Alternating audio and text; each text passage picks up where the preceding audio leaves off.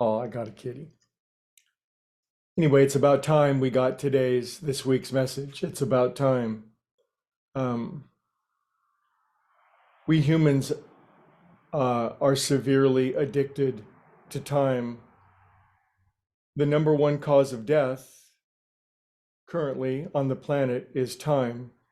As soon as you are compressed and locked into time, our demise is assured.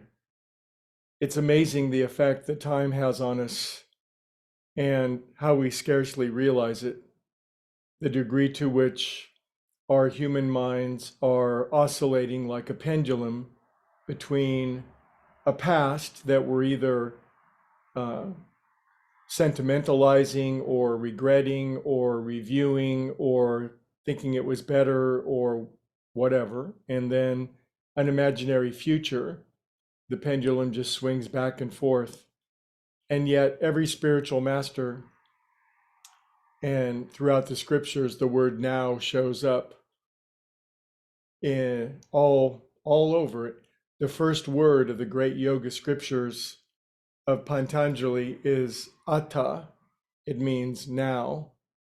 That's the first word. It goes on to say, now you're going to be taught something, but it starts with now. And of course, in the Bible, now is the appointed time. Now is the moment of salvation.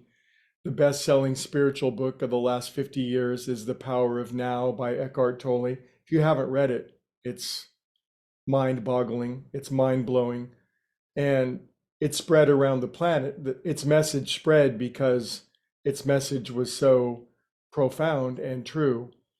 So what are we going to do about being these poor time-bound creatures that are compressed into this time capsule that are seemingly bound by and under the dominion of this time? And the first thing we do is we realize the degree to which time has us and how often our focus strays into the past or wanders off into the future. And the almost the utter, complete, entire, spectacular futility of doing that. How much life we lose by living in the past or living in an imaginary future. One thing we might say to ourselves is, I live in eternity. Really? Well, it's something we need to begin to declare. It's something we need to remind ourselves of over and over and over. It's a cultivated sense of being to feel like we're in this present moment. Now, we've almost all had glimpses of escaping time, those profound moments of life that seem to happen to us. The birth of a child, the birth of a grandchild, first time you see Yosemite, surfing off of Malibu, you name it. We have these moments where the compression of time, the vice of time is removed from us and we see through it. And then we remember that time is this strange, thick, gooey medium that we are thrown into. Think of the ancient moth or insect that landed in amber 50 million years ago, that's stuck in that thick medium. Now, of course, time's sister is space. And 100 years ago, there was no sense that time and space are one thing. They're really just flip sides of the same coin. We mortal beings are locked in gooey time and space. And because of that, everything we want seems like it's off in the future and we're scared that we're not going to get it. Or it might seem like the past was better and we've lost what was in the past.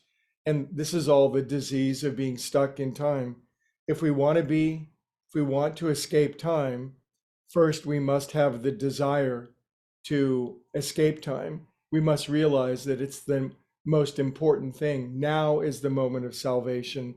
Now is the appointed time, not in the future. We're never going to get all those wonderful things we want sometime in the future. Enlightenment is not in the future.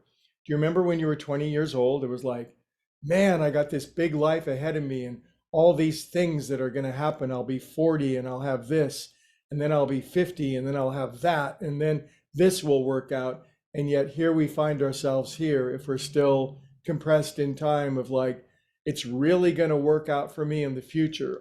Everything will unfold. It's like Time out. Let's take a time out of time and realize we have everything right now. Everything is available to us in this very moment. Nothing is missing. So this week's topic is time and escaping it once and for all. All right, we'll talk more about it. Have a good time.